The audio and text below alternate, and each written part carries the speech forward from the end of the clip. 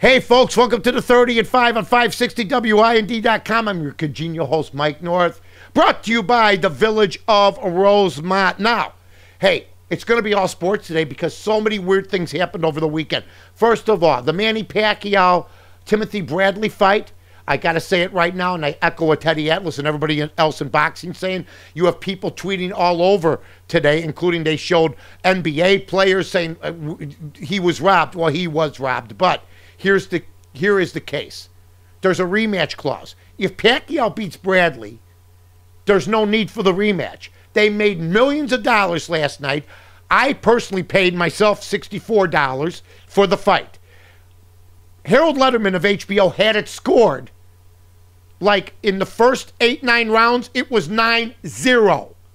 In my opinion, Bradley won a late round, maybe two. But it was a no technical knockout.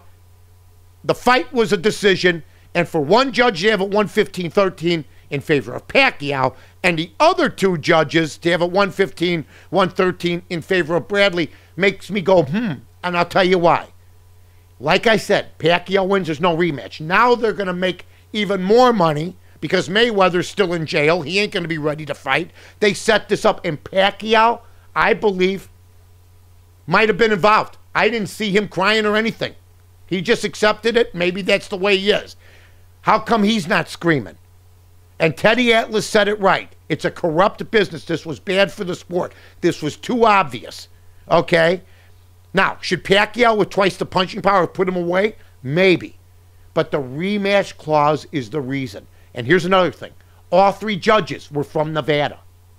And Harold Letterman said it before the fight. It's weird, Jim, that all three judges are from Las Vegas.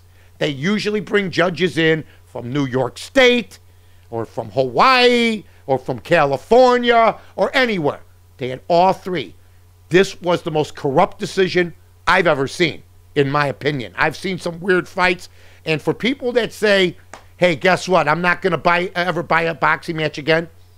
You know what? I can understand it, but you will. But I won't buy the rematch. I will not buy the rematch. And anybody that does is falling into the trap that they wanted you to do.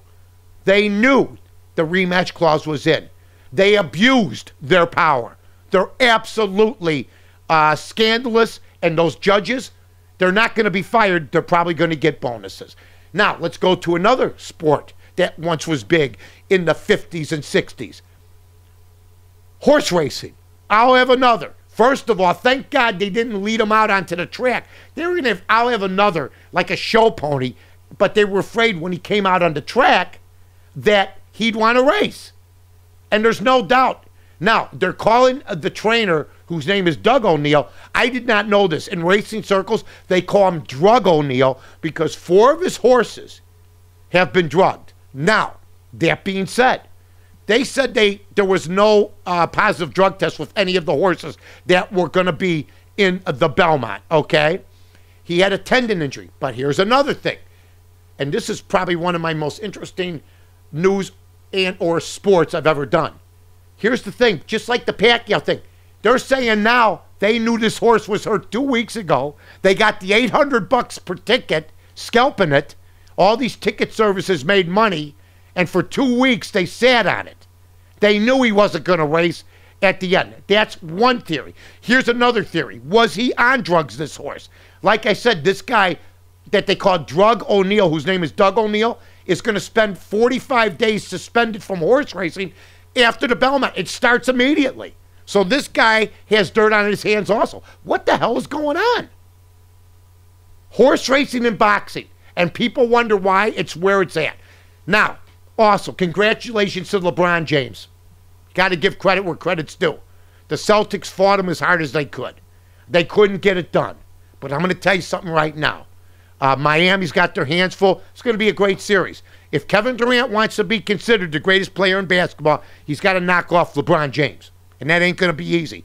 To Dwayne Wade, who gets his 20 when it doesn't matter. I mean, I'm done blaming LeBron James for whatever happens to the Miami Heat basketball squad. I still think he's a tool for what he did. But Dwayne Wade is the guy that hurts them more than anybody. And Bosh came in big last night, or the other night, hitting 4.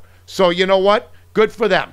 So that's it. I mean, this is the 30 at 5. Today it's beautiful out. Check it out. It's a beautiful Monday. You've been listening to 560 WIND.com. I'm Mike North. I'm Mike North for the Village of Rosemont. From the 9th largest convention center to restaurants to theaters, sports venues, and hotels. 5 minutes from O'Hare.